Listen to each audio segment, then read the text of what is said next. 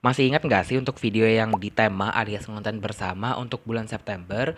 Di situ aku kan sedikit curhat gitu ya mengenai kalau HP aku mati dan rusak dan gak bisa nyala lagi. Dimana aku sudah menyiapkan video-video yang sudah akan aku upload di bulan Oktober ini. Salah satunya yaitu video ini yaitu Gemina Review. Jadi di sini aku akan mereview novel Gemina karyanya Emmy Kaufman dan juga Jay Kristoff. Lagi karena aku harus ngerekam ulang karena untuk file yang aslinya udah hilang, hangus, lenyap gitu lah ya dari dunia ini. Jadi ya ya udahlah ya kita akan bikin lagi. Dan sepertinya segitu aja untuk intronya. Langsung aja kita mulai menuju review novel dari Gemina ini.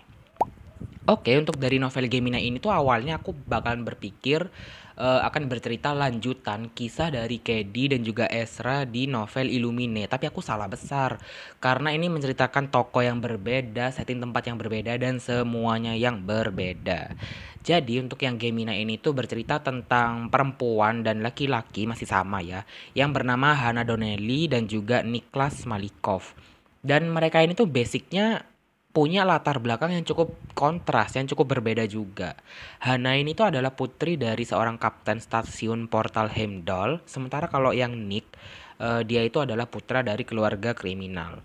Dan mereka ini tuh ceritanya bertemu secara tidak langsung karena adanya sabotase dalam acara Terra Day.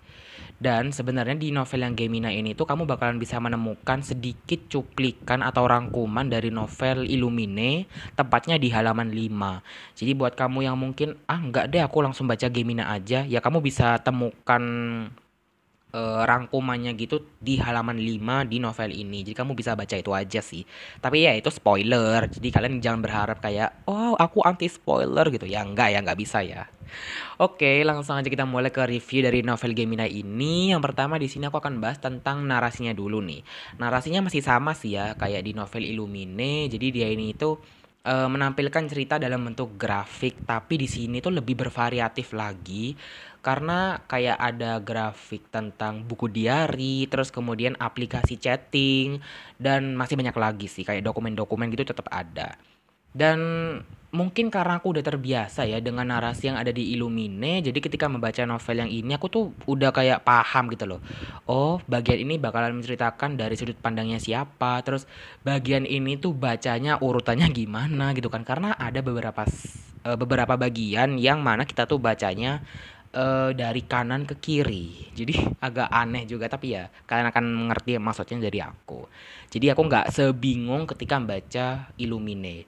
Dan ini sih aku jujur cukup nyadar satu hal kalau font di Gemini ini tuh lumayan besar. Jadi ketika baca Gemini ini tuh mataku kayak langsung melotot kayak fresh gitu loh kayak loh kok jadi jumbo gini ukuran fontnya. Karena di Illumine tuh bener-bener kecil banget ukuran fontnya. Tapi ya itu berpengaruh kayaknya sih ke halaman dari novel Gemina ini karena emang Gemina itu lebih punya banyak halaman dibandingkan Illumine yang mana selisihnya cukup banyak yaitu sekitar 130-an halaman ya if I'm not wrong tapi ya ya pokoknya lumayan banyak mungkin karena fontnya itu yang super gede menurut aku. Oke, di sini selanjutnya aku mau membahas tentang alurnya. Untuk alur di sini tuh bergerak maju, di mana kita akan mengikuti suasana Heimdall yang akan mengadakan pesta yang disebut dengan Terra Day.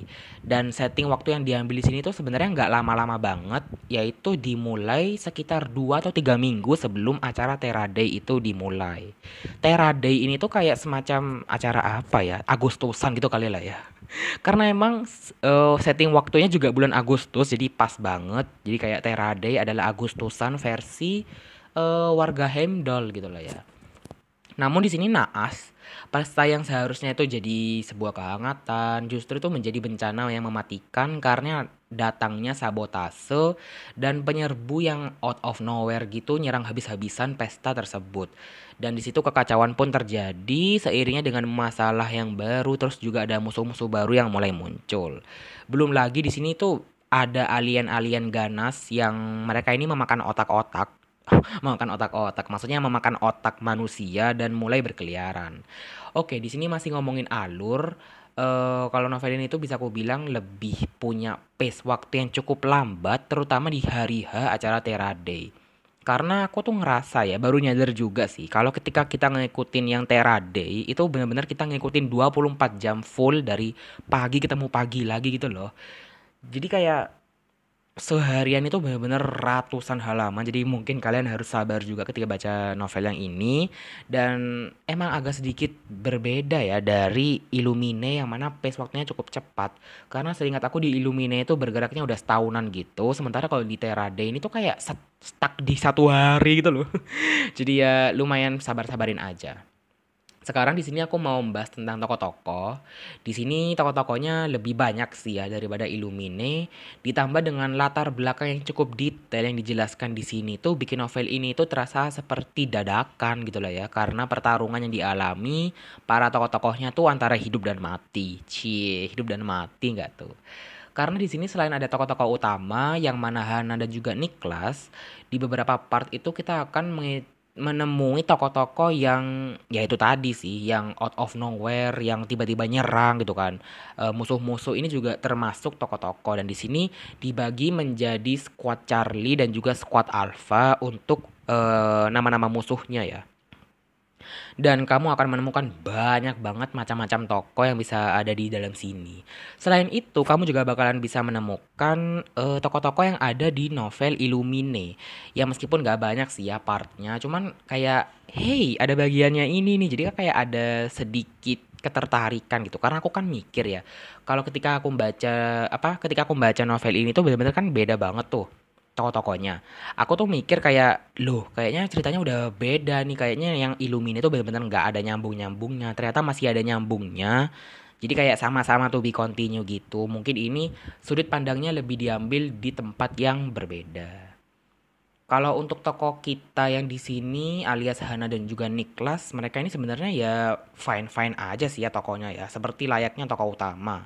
Ya mereka mempertaruhkan hidup dan mati dan bener-bener kayak mengorbankan segala yang mereka punya itu demi Heimdall bahkan lah ya. Oke, di sini aku sekarang mau bahas hal yang aku suka. Eh Dibandingkan dengan Illumine, di sini tuh kita bakalan menemukan teori-teori baru yang cukup out of the box juga ya, kayak ada teori relativitas, teori ruang waktu. Jadi kamu butuh energi yang cukup sih sebenarnya untuk membaca novel yang ini. Dan aku juga suka sih gimana hal-hal tersebut itu dimasukkan ke dalam novelnya, tapi kayak smooth gitu. Karena di sini tuh ceritanya teori-teori tadi itu dimasukkan yang menjadikan Hana ini tuh harus bertaruh untuk menyelamatkan nyawa Nick di semesta lain. Jadi kayak di sini tuh ada paradoksnya gitu yang saling menentukan nasib tokoh-tokoh di sini. Jadi di sini juga ada alam semesta ganda atau multiverse kayak gitu-gitu. Jadi di mana tokoh di semesta A itu hidup tapi tokoh di semesta B itu kondisinya mati. Jadi kayak saling cocok logi atau apa gitu lah ya. Jadi aku bacanya itu kayak wow gila sih. Oke, untuk selanjutnya yang aku suka dari novel ini itu adalah karena aku suka sih ya. Menurut aku tokoh-tokoh di sini juga saling suportif, saling nyambung gitu. Ngomongin lagi soal tokoh, aku tuh kayak nggak bisa ngebayangin sih kalau keempat tokoh ini tuh digabungin, jadi kayak ada Kedi, Ezra, Nick dan juga Hana itu digabungin, kayak mereka bakalan sepecah apa sih? Dan aku kayak mikir keren banget sih, apakah mereka akan bertemu di suatu buku? Semoga aja sih ya, karena di sini nggak diceritain kayak gitu. Oke, di sini aku akan lanjut ke poin selanjutnya, yaitu hal yang aku kurang suka. Jadi di sini masih berkaitan dengan teori-teori yang tadi itu, yang membuat cerita ini tuh kesannya jadi hashtag menyangkal. Hal yang sudah diterima oleh pembaca. Entah sih ya, mungkin karena novel ini kan, ya novel kan basicnya fiksi, apalagi ini kan science fiction ya. Jadi mungkin masih kayak kelihatan make sense gitu loh. Padahal menurut aku kayak ngeles gitu, paham gak sih? Apalagi beberapa bagian menuju akhir itu ada beberapa statement yang sering banget bikin pembaca tuh jadi percaya kalau ya udah kejadiannya kayak gitu. Cuman ketika kita membuka halaman selanjutnya tuh kayak itu sangkalan, itu ternyata bohongan doang gitu, kayak cuman akal-akalan doang. Jadi kayak aku tuh bingung juga sih, kenapa kayak kesannya tuh menipu pembaca gitu. Jadi kayak ngeles, ya itu menurut aku sih kayak gitu ya. Tapi ya selain itu aku juga nggak ngerti kenapa menurut aku novel ini tuh kayak terlalu cepat untuk memulai pertempuran.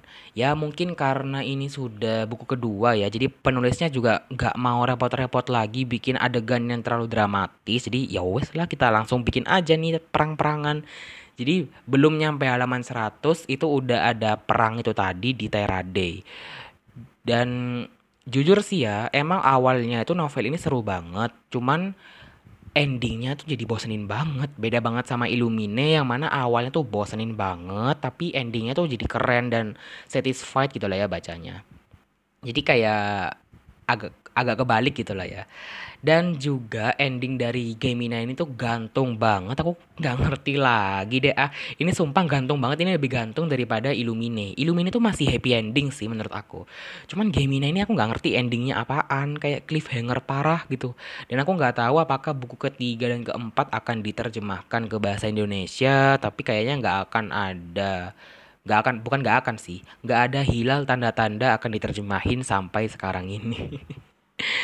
Ya, begitulah untuk novel Gemina ini cukup menguras tenaga juga, baik membaca dan mereviewnya. Dan FYI, aku butuh waktu sekitar 2 minggu untuk menyelesaikan novel ini. Jadi ya cukup menguras tenaga sih emang jujur aja.